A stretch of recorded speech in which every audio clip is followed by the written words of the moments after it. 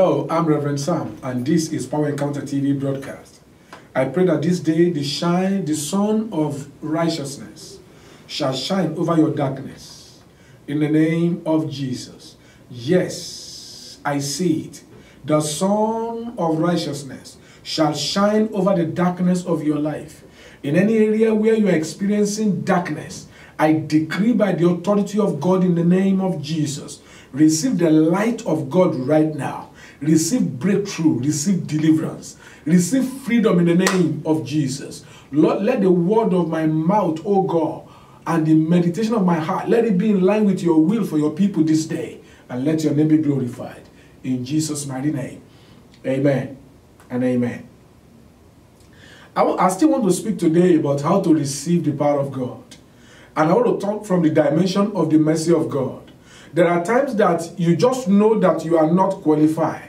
But you see, the Bible says mercy prevails over judgment. Even if the enemy has something against you, they have a fact against you. Listen, I am glad to let you know that the mercy of God can make a way for you where there seems to be no way. It has worked for me in many ways, and I know the same grace that God gives me will work for anyone that believes in me this day, in the mighty name of Jesus. Let's go to the book of Matthew chapter 15.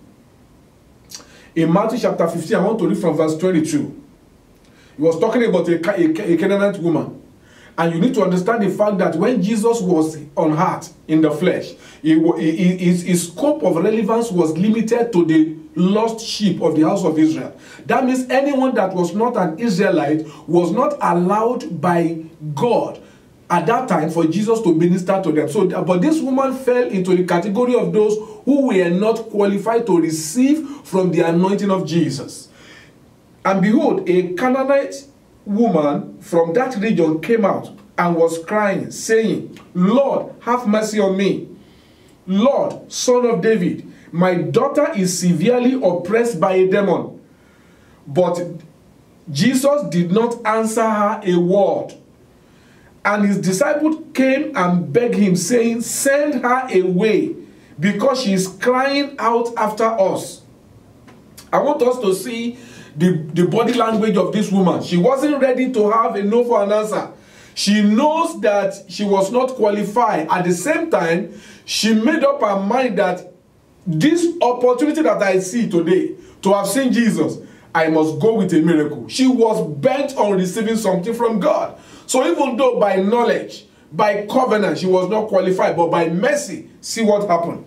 The disciple even said, Jesus, can you please send her away? She's shouting after us. She's creating unnecessary attention, you know. And then look at what he said. And Jesus answered, I was sent only to the lost sheep of the house of Israel. But the woman came and knelt before him, saying, Lord, help me. And Jesus answered, it is not right to take the children's bread and throw it at the dogs. In other words, listen, I am sent to the people that are lost sheep of the house of Israel, and it is not right for me to take the children's bread, that is the anointing that he carried, and throw it at the dogs. You know, she was called saying that that woman was a dog because she was a stranger to the covenant. But she knelt, she came and knelt, okay, and she said, yes, Lord, yet even the dog eat the crumbs that fall from their master's table. In other words, the woman is saying, Lord, I don't need too much. I just need what I need. I just need something that can help my daughter. Then Jesus answered her, O woman, great is your faith. Be it done to you as you desire. And her daughter was healed instantly. What am I sent to tell you today? I'm sent to let you know that mercy prevails over judgment. I don't know whether by judgment you have made some mistakes and officially speaking, you are not qualified to be considered. Maybe it has to do with your stay in this country where you work, you mess up. Maybe your relationship, you have messed up and your spouse is pissed off and maybe he's even gone out of the house. Or maybe you have done certain things against your father, your mother back home, and then they have become angry against you and things are turning out out against you. Maybe you are having a nightmare of someone maybe from back home that are afflicting your destiny, and they are not making you to enjoy your stay here in America. And they said, except if she doesn't share the blood of, and then they mention your family's name. They mention your mother's name. They are using your mother as a point of contact. But listen to me. The Bible said that God will deliver the prey of the terrible. Huh? No matter the fact they have against you, you can get out of that affliction. You can be set free from that affliction on the platform of mercy. But you see, mercy does not work in self-denial. What am I trying to say? You have to admit your fault before God and before men. You have to admit your fault. You don't have to cover all. The Bible says that he that covereth in sin shall not prosper, but he that confess and forsake it shall find mercy. You've got to confess your fault. You've got to admit your mistake. You've got to say, I am sorry. And they said, no. Whether you say you are sorry or not, we will show you. We will show you in this country. After you have apologized, go to God and ask for mercy. And mercy will answer for you. This woman was not qualified to receive anything from the Lord, because she was not one of the people that Jesus was sent to at that time. In other words, she was not part of those that are qualified. But the woman insisted. She said to herself, what I want is mercy. I may not be qualified. I may be a dog that is not meant to come and eat at the table. But at the same time, even the crumb that fall from the table, the dog can partake from it. And when Jesus saw that the woman's faith was strong, Jesus said, woman, your faith is strong.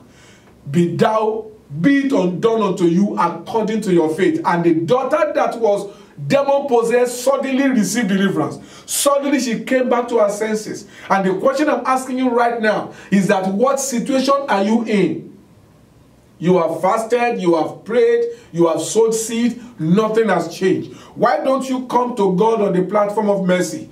However, you've got to understand how mercy operates. Mercy does not operate in delusion. Mercy does not operate in self-denial. You've got to admit your fault. I remember one time the Lord told me by the inner witness that I should not give money to someone who came for financial help through one of my company in Nigeria then, you know. And I felt it so strong in my spirit. The woman was all over me, begging, you know, I'll be faithful business person with you. I will bring the money back with the interest, blah, blah, blah, blah, blah. And then someone came to come and stand as a surety for her. From every woman point of view, I felt this woman has done business with me before. She has never disappointed me before. There's no reason why I can't give her the money now. But something on the inside said, don't do it.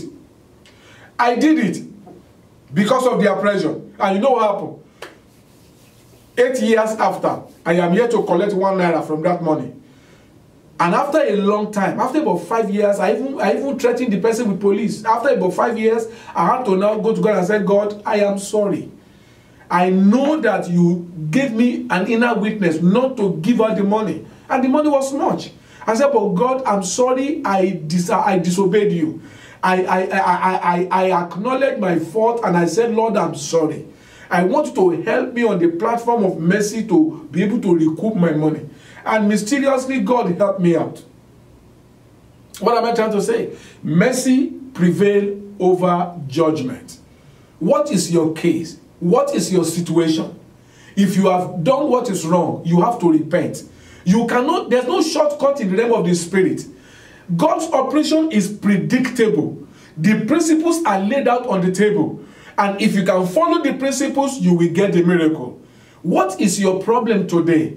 And what are those things that you have done in time past that can work against you or that is working against you right now? You have to confess before God. You have to repent before God. You have to let God know you are sorry and that you need His mercy. And I believe that as you do that, the Lord God of heaven, who look upon this woman to terminate the affliction on the life of her daughter, that same God of heaven will look upon you to give you a miracle. I mean the miracle you desire, even far more than you can expect, in the mighty name of Jesus Christ. But the Holy Ghost kept on asking me to emphasize that you have to make up your mind to repent. You have to restitute. You have to do what is right.